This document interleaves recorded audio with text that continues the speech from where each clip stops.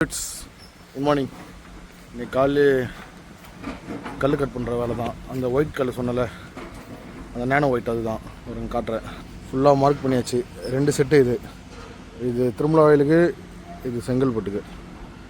இப்போ இதான் நம்ம கட் பண்ண போகிறோம். வாங்க பார்க்கலாம்.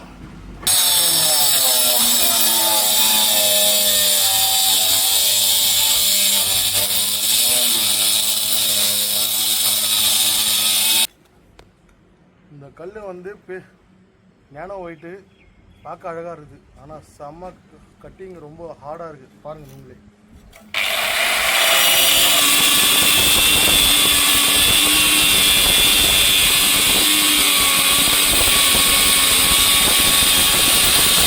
இருப்பீங்க, செம்ம ஹார்டாக இருக்குது இது கல்.